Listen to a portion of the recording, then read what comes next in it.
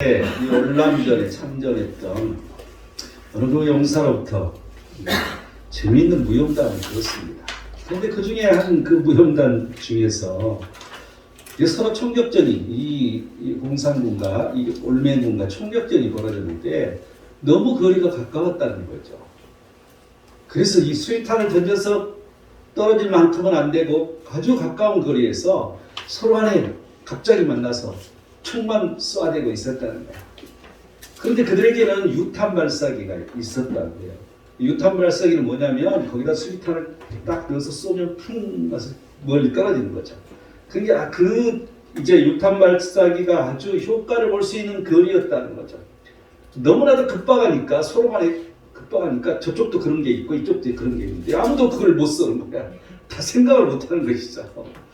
그러면서 그분이 자기가 언뜻 나중에는 생각이 나서 그걸 발사하게 됐다고. 우리가 이런 걸 생각해 보면 훈련이라는 게 무엇인지 아주 중요하다는 생각이 듭니다. 항상 훈련이 돼 있는 사람은 어떠한 일이 벌어져도 그대로 하는 것이죠. 그래서 우리의 삶에 있어서 훈련이라는 것은 아주 중요하다고 보여집니다. 이 팀 스피리트 훈련이라고 내가 군대 생활할 때부터 팀 스피리트 훈련이었어요. 그래서 그때는 참 우리가 가난했기 때문에 팀 스피리트 훈련은 이 미군들하고 연합 훈련을 하는데 거기에 참여를 하면 옷도 제일 좋은 옷, 모자도 안 쓰고 그냥 이렇게 모셔놓은 그런 이 철모도 아닌 그 방탄모를 쓰고 비까비까한 총을 메고 그렇게 팀 스피리트 훈련에 참여하러 갔어요. 그래서 거기 참여하는 사람들은 다 기분이 좋아갖고 가는 거지. 그런데 그게 뭐냐면 팀 스피리트, 팀 정신인 거죠. 그래서 이 미군과 이 한국군이 팀 정신으로 화합해서 이 북괴군과 싸우는 그러한 이 가상적 전쟁 훈련인 것입니다. 지금은 이제 한미연합훈련이라고 이렇게 얘기하죠. 그래서 이 중공 이 사람들이 계속해서 반대를 하고 있고 북한에서 계속해서 반대를 하고 있습니다. 그 이유는 그런 훈련을 하면 전쟁을 잘하게 됩니다. 그 훈련을 하면 지들이 전쟁하면 이기니까. 너무나도 당연한 것이죠. 우리는 이러한 이 훈련된 모습, 우리도 또한 우리가 신앙생활 하는데 어떤 위기가 닥쳤을 때, 어떤 문제가 왔을 때 우리는 즉각 대처할 수 있는 그러한 신앙, 기본적인 그런 신앙 훈련이 되어야 된다는 것이죠. 이러한 훈련이 되어 있는 사람들은 삶 속에 여유로운 신앙생활을 할 수 있는 거예요. 어떠한 어려움이 있더라도 어떠한 문제가 닥치더라도 늘 여유롭게 표시 안 나게 신앙생활을 할 수 있는 거죠. 그래서 우리의 삶 속에서 이러한 여유로운 신앙생활은 지속된 훈련이 필요한 거고요. 우리의 삶 속에서 항상 이 신앙에 이러한 이 훈련이 지속돼야 되는 제자훈련이랄지 중보기도랄지 전도랄지 세일이랄지 또한 이 사랑의 어떠한 관계랄지 영감 있는 예배랄지 여러분 이러한 것들은 늘 훈련돼야 되는 것입니다. 오늘 또 우리가 예배를 드리지만 이 예배가 영감 있는 예배가 돼야 되는 거죠. 하나님 영이 충만한 예배. 여러분 이러한 것들이 늘 내가 하려고 마음을 쓰고 쓸수록 그런 예배를 우리는 드릴 수 있습니다. 그럴수록 성령은 임하시는 것이죠. 내가 그냥 마음을 내려놓은 것이 아니라 오직 그 하나님 앞에 열정적으로 다가가는 그런 마음으로 예배 드릴 때마다 이러한 영감 있는 예배를 드릴 수 있다는 거죠. 우리가 이러한 개념으로 오늘 이제 이 여유로운 우리의 삶 속에 여유로운 신앙생활 이 삶 속에서 여유로운 신앙생활을 하려면 우리는 어떠한 그러한 훈련, 평소에 어떠한 것을 갖춰야 될 것인가. 첫 번째로 오늘 1절을 보면 왕의 마음이 여호와의 손에 있음이 마치 본물과 같아서 그가 힘으로 인도하신지라. 첫 번째는 마음의 관리입니다. 우리의 마음 관리를 어떻게 해야 되느냐. 평소에 우리는 이 신앙적인 마음 관리를 해야 된다는 것이죠. 그래서 이러한 이 첫 번째는 마음 관리. 이 마음이 지금 왕의 마음이 여호와의 손에 있다고 말하고 있잖아요. 본물같이 그 하나님의 손이 우리의 마음에 본물처럼 임한다는 것이죠.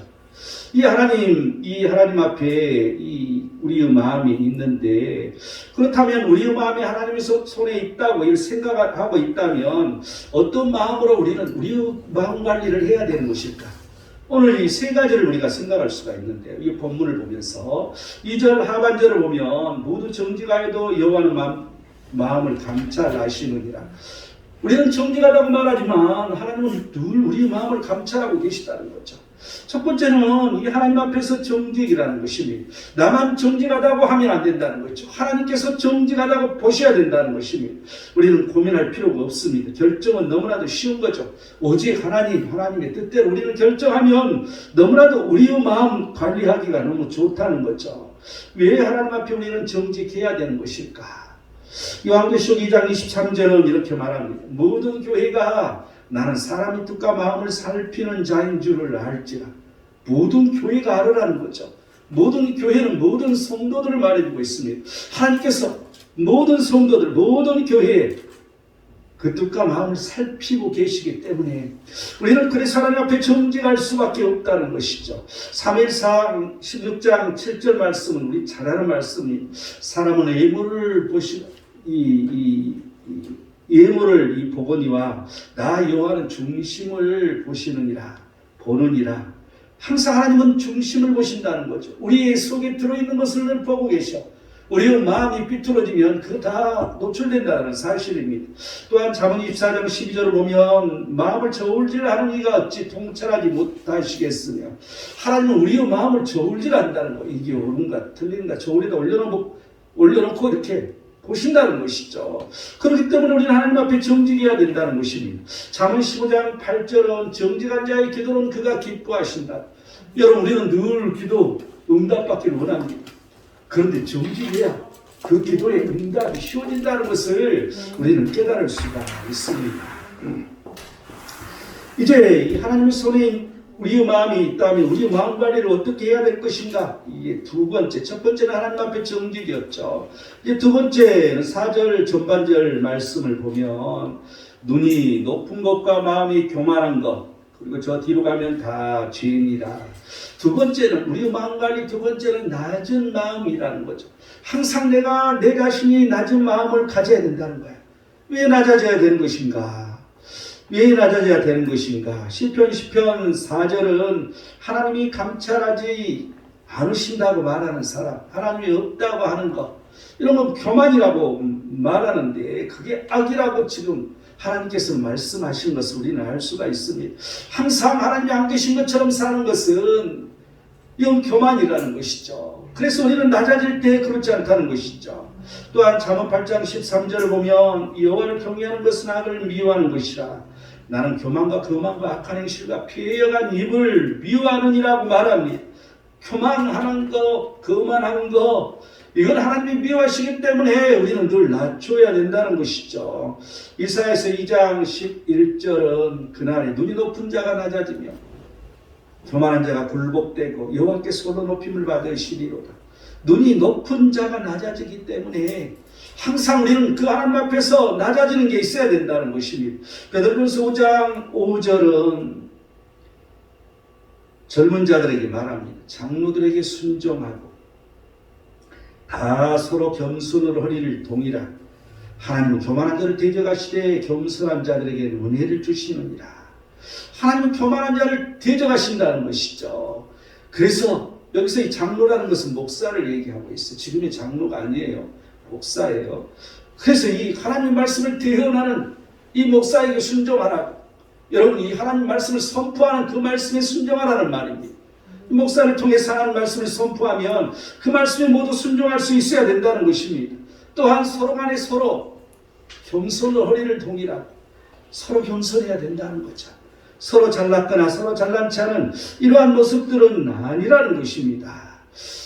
이 마음관리를 어떻게 해야 될 것인지, 이제 세 번째, 첫 번째는 하나님 앞에 정직이었고 두 번째는 낮은 마음이었어. 그럼 세 번째는 뭐냐는 거죠. 5절 하반절 말씀을 보면 조고한 자는 궁핍함의 일을 따름이니라. 이 세 번째는 이 궁핍함의 반대는 부지런함이거든요. 여러분, 이 조급함의 반대는 부지런함이거든요. 이 조급하지 않으려면 내가 부지런하게 무언가를 하면 그 조급함이 없어집니다. 하나님께 맡긴 부지런함. 내가 어떻게 부지런할 수 있어요? 무슨 문제가 있으면 내 마음이 조급해지는데. 그런데 그런 것을 다 하나님 앞에 맡겨버리고 부지런해라는 것이죠. 그래서 하나님께 맡긴 부지런함.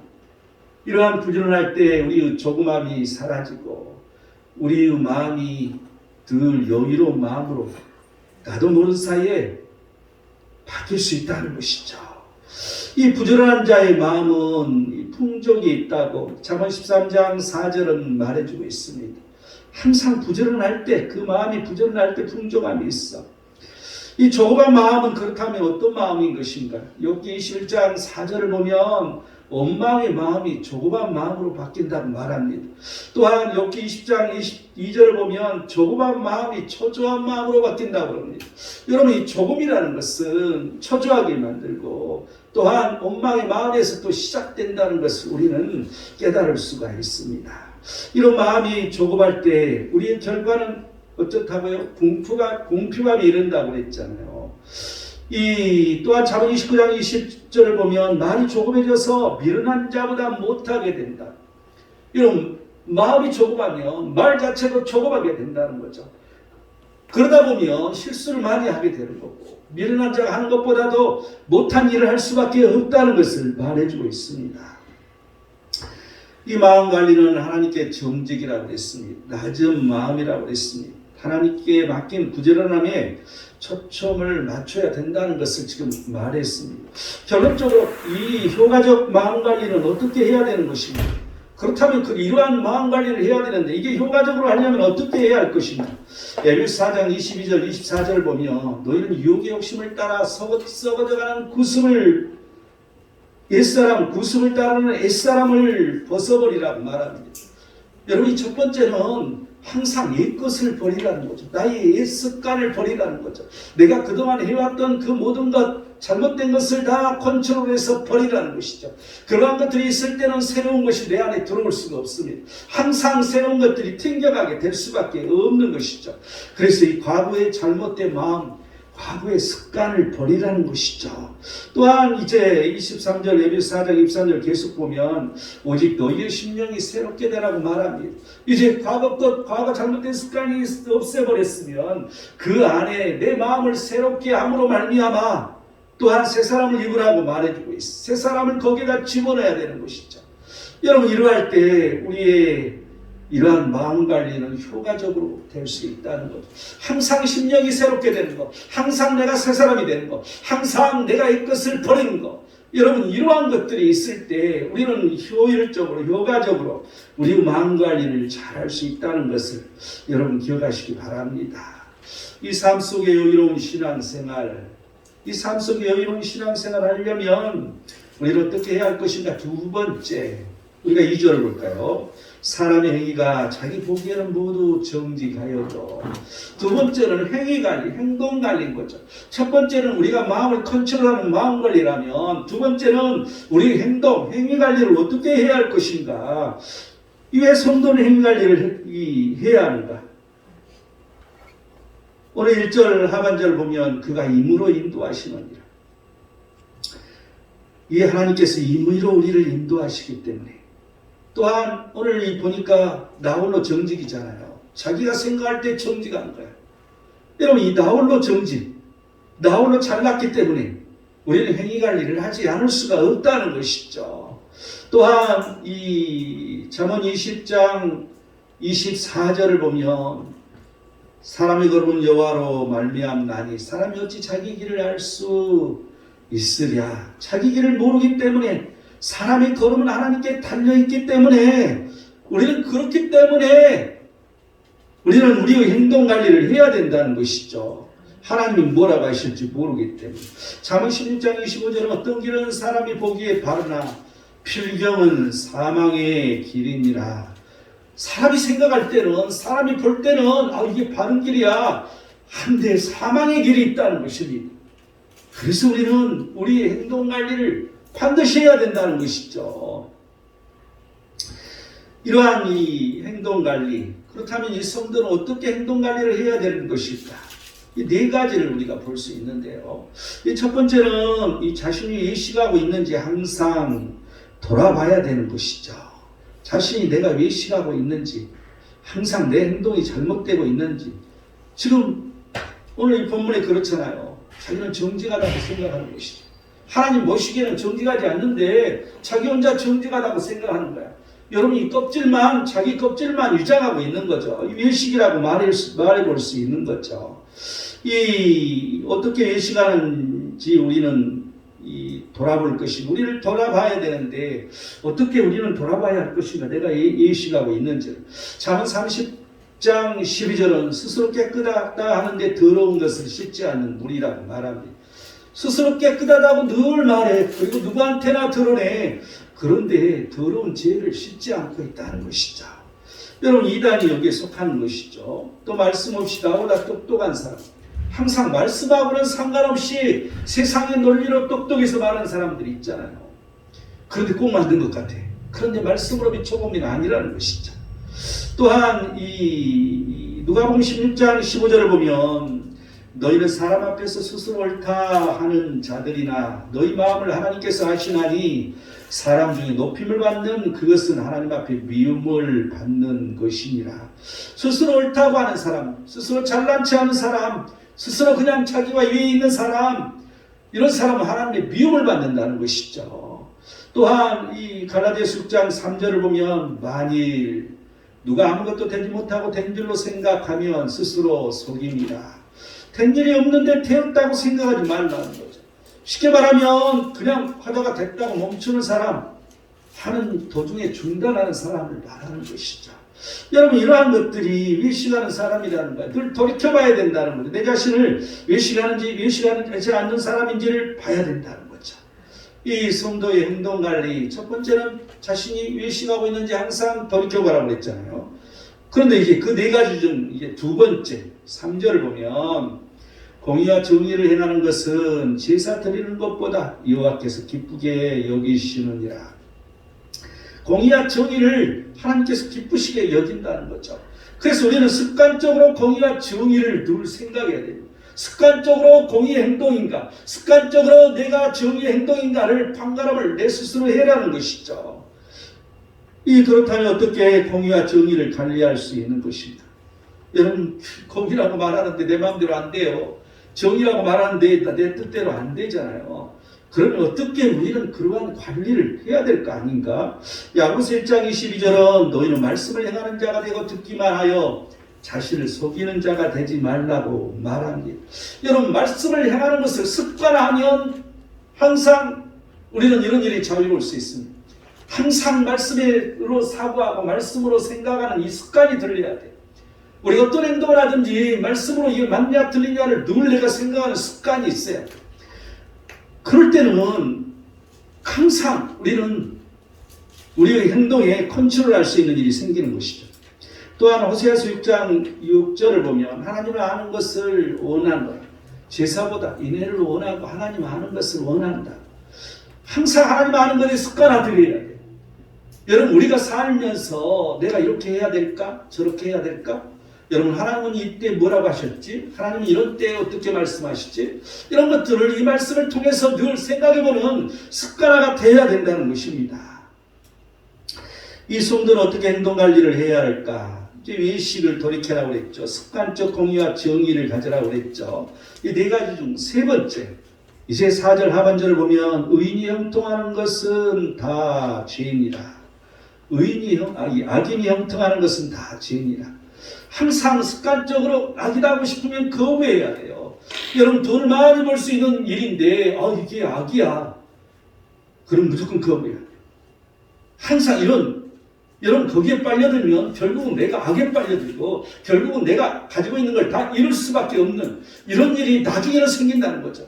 지금은 내가 좋게 보이고 지금은 저게 옳게 보인다 할지라도 하나님 말씀에서 벗어났다, 이건 악이다, 그러면 거침없이 우리는 거부해야 되는 거예요. 악이 형통하는 것을 거부해야 된다는 거죠. 내가 악의 무리에 빠질 이유도 없고, 내가 돈을 더 많이 벌기 위해서, 내가 또한 높은 자리에 올라가기 위해서 우리가 그들이 악을 행하는데 거기에 편승하면 안 된다는 것입니다. 이런 것을 우리는 늘 잊어서는 안 됩니다. 이 절대 이 악으로 형통을 거부하는 일에 절대 있어서는 안 될 거. 그건 에레미야서 17장 10절을 보면 나 여호와는 심장을 살피며 폐부를 시험하고 각각 그의 행위와 그의 행실대로 부응하나니 행위와 행실대로 하나님은 부응하신다는 거죠. 항상 우리의 행위를 늘 감찰하시고 늘 보신다는 거야. 이 교회가 하는 일 또한 이 교회 모든 성도들이 다 하는 일을 늘 보신다는 것이죠. 그래서 그 행한 대로 부응해 주신다고. 여러분 이런 걸 생각하면 우리는 절대 악 옆에도 안 가야 되겠죠. 또한 요한계시록 2장 23절을 보면 이 종말에 가서 이 마지막에 가서 사람의 행위대로 갚아주신다. 이 세상 끝날 모든 교회 모든 사람들에게 그 각 사람의 행위대로 갚아주신다고 말하고 있습니다. 항상 이 세상 끝날 내가 어떤 행동을 하냐에 따라서 거기에 대한 보응이 지금 현재 안 나타나더라도 종말에는 나타난다는 거죠. 어김없이 하나님은 보고 계시기 때문에 우리가 이런 걸 생각하면 우리는 그런 데 말려들지 않으리라고 생각합니다. 시편 36편 2절은 그가 스스로 자랑하기를 자기의 죄악은 드러나지 아니하고 미워함을 받지도 아니하리라 함이라. 나는 하나님을 내로 사는 사람인데 야 나는 특별해. 야 내 과거에 하나님께서 나를 이렇게 해주셨고 전에 나를 이렇게 해주셔서 나는 복받는 사람이야. 그런데 나한테 그럴 수가 없어. 이렇게 착각하는 사람. 항상 우리는 이런 걸, 이 큰 착각, 큰 오산, 모두 나만 그런 게 아니라 모두 다 하나님 은혜로 산다는 것이죠. 하지만 하나님은 공의로 심판하신다는 거예요. 여러분 내가 이 청년 시절에 처음에 이 산기도를 이렇게 가서 많은 사람들과 이렇게 교사들 같이 가서 산기도를 하는데 거기에서 내가 방언을 받았어. 처음 방언을. 그런데 방언이 얼마나 강하게 방언이 들어왔냐면 뭘 읽어도 혀가 꼬부라지고 찬송을 불러도 계속 혀가 꼬부라지고 이 혀가 정상으로 회복이 안 되는 거예요. 이게 너무 이 충격인 거죠. 그래서 너무 또한 충격인과 동시에 하나님은 나를 사랑하시구나. 너무 감동이었던 거죠. 그래서 이제 그런 것을 내가 처음 경험해서 이 보수적인 교회를 다니다 보니까 보수적인 교회는 그러한 것들은 모두 다 이렇게 멀리 하잖아요. 그래서 이 사람 붙잡고 물어보고 저 사람 붙잡고 물어보고 아니 이런 게 진짜냐고 이런 게 사실이냐고 이런 게 문제가 없는 거냐고 이런 게 성경이 어디가 있냐고. 그래서 이런 이제 상담해주는 어느 한 사모님이 있었는데 내가 너무나 막 거기에 이렇게 빠져서 얘기를 하니까 어느 날 그런 얘기를 하는 거예요. 혼자만 은혜를 받는 게 아니라 혼자만 방언 받는 게 아니고요. 다 방언 받아요.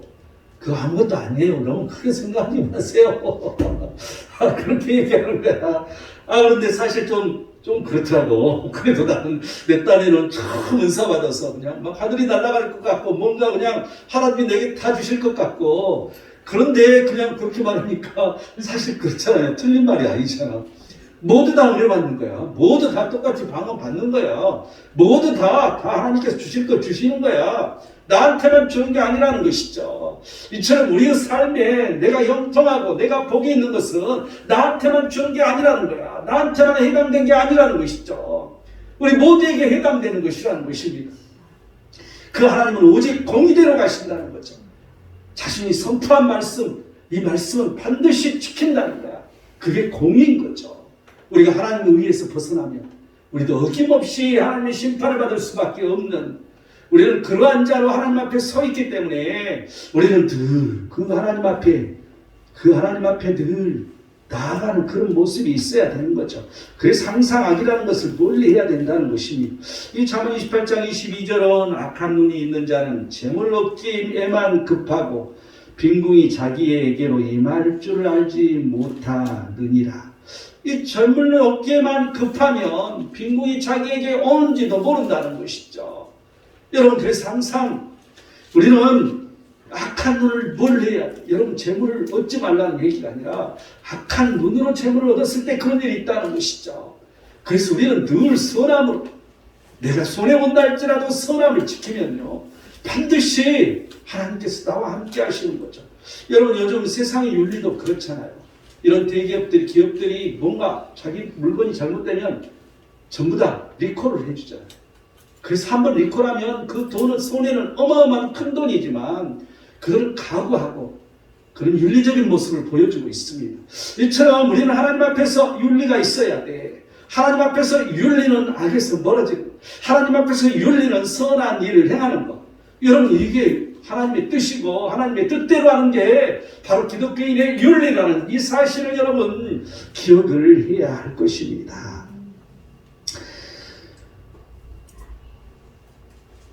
이 두 번째로 우리가 볼 수 있는 것은 이 악으로 형통을 이제 거부하는 것. 이게 이제 이 세 번째였잖아요. 그런데 우리가 이 악으로서 이 멀리 돌이켜서 행할 이것 중에 돌이켜서 행할 것들이 이제 에베소 2장 28절은 그렇게 말해주고 있어요. 도둑질하는 자는 다시 도둑질하지 말고 돌이켜 가난한 자에게 구제할 수 있도록 자기 손으로 수고하여 선한 일을 하라. 돌이켜서 우리는 악에서 멀어지는데 이걸 돌이켜보려면 항상 내가 도둑질을 했느냐 안 했느냐. 여러분 도둑질 한 사람 어디가 있어요? 요즘에 없잖아요. 하나님의 것을 도둑질 했느냐를 바라는 것이죠. 여러분 또한 이 하나님의 것, 11조 헌물이라고 이 성경은 이를 기록하고 있는데 예를 들어서 그렇다는 거죠. 또 이 악한 자들의 내가 어떻게 압제를 해서 내가 소득을 얻었다 할지, 정말 가난하고 힘든 자들을 압제해서 어떤 소득을 얻어가는 것. 여러분 이것이 바로 도둑질하는 거예요. 하나님께서 싫어하시는 거고 하나님께서 늘 미워하시는 거죠.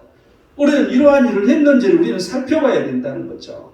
또한 우리가 이 가난한 자에 구제할 수 있도록 여러분 이 소외된 자를 섬기는 것을 말해주고 있습니다.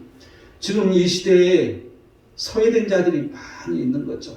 이런 소외된 자들을 우리는 늘 섬길 수 있는 마음을 돌이켜서 행해야 된다는 거죠. 또 자기 손으로 선한 일을 행해야 된다는 거야. 항상 우리가 선한 일을 할 때 스스로 자기 손으로 시간을 내서 하는 것이 중요하다는 것을 우리는 알 수가 있습니다. 이 성도의 이 행동 관리, 어떻게 행동 관리를 해야 할까? 마지막 이제 네 번째죠. 첫 번째는 외식을 돌이켜라. 두 번째는 습관적 공의와 정의. 세 번째는 악의 형통을 거부하는 것. 이제 네 가지니까 네 번째는 5절을 보면 부지런한 자의 경영은 풍부함에 이를 것이나 조급한 자는 궁핍함에 이를 따름이니라. 이제 이 마음 관리에서도 나왔지만 이 행동 관리에서도 부지런하라는 거죠. 여러분 부지런할 때 풍부함이 오는 거야. 무엇을 하든지 부지런한 사람. 그럼 뭔가가 풍요로워지는 거죠. 여러분 우리 성교에 오는 사람들 중에도 보면 그렇더라고요. 시간이 없을 텐데 무엇을 그렇게 시간을 내서 뭔가를 만들고 이 성교 가기 위해서 성교 물품을 만들어내는 걸 보면 야 어떻게 저렇게 할 수 있을까. 다들 바쁘고 다들 자녀들 관리, 나이 든 사람은 이제 손자 손녀 관리까지 막 하더만. 그러면서도 그 와중에 뭘 만들어서 성교 간다고 성교 물품을 만들어내는 걸 보면 여러분 그게 부지런한 거잖아요. 부지런하지 않으면 할 수가 없는 거야. 그런 부지런하면 반드시 풍요함이 오는 거죠. 여러분 그런 부지런함을 통해서 그 성교가 온전해질 수 있는 거죠. 여러분 결과가 반드시 부지런함에 있다는 것입니다. 이 조그만 행동을 하지 않을 때 할 때 궁핍함이 따른다는 것 여기 또 다시 볼 수 있고요. 그래서 이제 이 부지런함이라는 게 도대체 무엇인가? 잠언 10장 4절은 손이 부지런한 자는 부하게 되느니라. 무슨 일이든지 꾸준히 부지런히 행하면 반드시 결과가 있다는 거죠. 여러분 우리 삶에 있어서 그냥 되는 대로 사는 게 아니라 뭔가 막 열심히 뭔가를 막 하는 사람 있잖아요. 그런데 뭔가를 이렇게 하면 거기에 대한 결과가 반드시 있다는 것이죠. 그래서 시간을 허비하지 말고 시간을 버리지 말고 하다못해 내 몸을 위해서라도 뭐 건강관리 뭐 헬스를 한달지 예를 들어서 걷기 운동을 한달지 여러분 이것도 부지런함이잖아요. 자기 관리잖아. 그럼 자기가 건강해지는 거잖아요. 그냥 시간을 버리는 게 아니라 뭔가를 부지런하게 항상 이럴 때 반드시 그러한 결과가 있다는 것. 또한 잠언 20장 21절을 보면 처음에 속히 잡은 산업은 마침내 복이 되지 아니하느니라. 처음에 뭔가 뭐 일을 이루려고 할 때 처음에 뭔가가 막 왔을 때 그냥 확 잡잖아요. 보통 이거 하나님께서 함께 하셨어. 그런데 급한 마음으로 그냥 속히 잡으면 결과가 좋지 않다는 거야. 지금은 당장은 그렇게 보이지만, 그래서 항상 우리가 기도할 때 뭔가 첫 번째 나한테 좋은 게 나타나면 여러분 신중을 기해서 한 번 더 생각해 봐야 됩니다. 항상 손해볼 일이, 조급하게 하면 손해볼 일이 있다는 것이죠. 데살로니가전서 4장 11에서 12절을 보면 너희에게 명한 것 같이 조용히 자기 일을 하고 너희 손으로 말하기를 힘쓰라. 무슨 일이든지 말없이 하라는 거죠. 이 자기 손으로 일하라는 거죠. 그런 결과는 궁핍이 없다는 것입니다. 항상 말없이 하는 것처럼 중요한 것은 없습니다. 늘 시끄럽게 하는 사람이 있어. 늘 뭘 하면서도 막 두털거리고 하는 사람이 있어. 늘 열심히 하면서도 말하고 막 주절주절 대는 사람이 있어. 여러분, 이건 본인의 입술의 열매를 맺지 못합니다. 자기 행실의 열매를 다 맺지 못하는 것이죠. 자기가 수고한 그런 대가가 이제 날아간다는 걸 우리는 기억해야 됩니다. 삶 속의 여유로운 신앙생활, 삶 속에서 여유로운 신앙생활을 하려면 어떻게 해야 할까요? 마지막 세 번째 6절을 볼까요? 속이는 말로 재물을 모으는 것은 죽음을 구하는 것이라. 그 불려다니는 안개니라. 불려다니는 안개. 안개가 자꾸 끼면 이거 안 되는 거잖아요. 안 좋은 말이잖아요. 안 좋은 거잖아요. 세 번째는 말 관리야. 첫 번째는 마음 관리, 두 번째는 행동 관리, 세 번째는 말. 입이 조심해야 돼, 입을. 우리 신앙생활에 있어서 말이 아주 중요합니다. 이 성경에서 말하는 이 속이는 말의 종류, 우리가 한 8가지 압축해서 한번 보면요. 이제 오늘 이 6절처럼 재물을 모으려는 속이는 말이죠. 이건 죽음을 구하는 것과 같다고 불려다니는 안개라고 했으니까. 잠언 6장 16절에서 19절을 보면 이제 거짓된 혀에 대해서, 거짓 증거에 대해서, 이익을 하는 말에 대해서 그걸 하나님께서 싫어하신다는 거죠.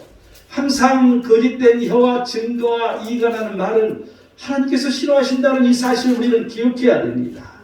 또한 잠언 8장 13절은 패역한 입에 대해서 하나님께서 패역한 입을 미워하신다고 우리가 말을 잘해야 되는 것이죠. 또한 디도서 1장 11절을 보면 더러운 이득을 취하려는 말, 가정을 무너뜨리는 말. 여러분, 이러한 것들은 좋지 않다는 거죠. 더러운 이득을 취하기 위해서 말을 하는 사람들이 많이 있잖아요. 근데 요즘에는 이제 이 PR을 해야 이 자기 상품을 팔기 때문에 과장된 PR을 하잖아요. 그런데 어느 정도 정직하게 사람을 만났을 때는 어느 정도 정직함으로 그런 이 과장된 그런 상품이라 할지라도 말을 하는 게 필요하리라고 생각이 돼요. 또 가정을 무너뜨리는 말. 여러분, 항상 하나님은 이 창조 질서, 가정을 중요시 하십니다. 그래서 이 부부를 중요시하고 또한 그 자녀를 중요시해서 그 가정을 아주 중요시하는 거죠. 그래서 이 가정을 무너뜨리는 그러한 말은 늘 조심해야 된다는 거죠. 베드로서 2장 3절을 보면 탐심으로 지어낸 말, 이 심판이 지체하지 아니한다고 말합니다. 멸망이 잠들지 않는다고 말합니다. 항상 우리 탐심으로 하는 말, 이런 말을 우리는 조심해야 된다는 거죠. 그런데 거기에 지어내니까 시편 5편 9절은 신실함이 없고 심히 악하여 하는 말, 신실함이 없는 말. 여러분, 이러하면 열린 무덤이라고. 여러분, 무덤이 열렸어. 그러면 죽음이 열렸다는 거잖아요. 또한 이 아첨한 말, 이러한 이 말들을 말해주고 있습니다. 이 시편 2절에 3절을 보면 아첨하는 말과 두 마음으로 말하는 말, 두 마음으로 말하는 말은 자랑하는 말을 말하는 거야. 그래서 이러한 말에 대해서 조심하라는 것이죠. 하나님께서 입술과 혀를 끊으신다고 말합니다. 좀 무섭잖아요. 하나님께서 입술과 혀를 끊으시겠대.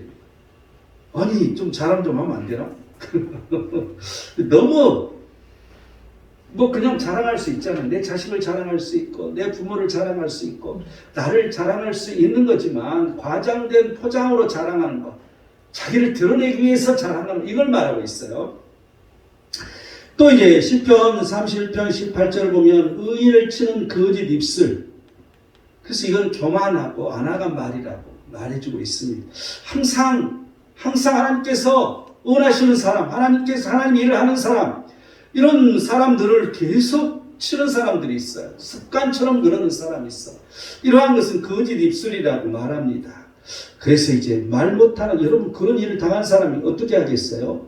말 못하는 자 되기를 기도할 수밖에 없는 거죠.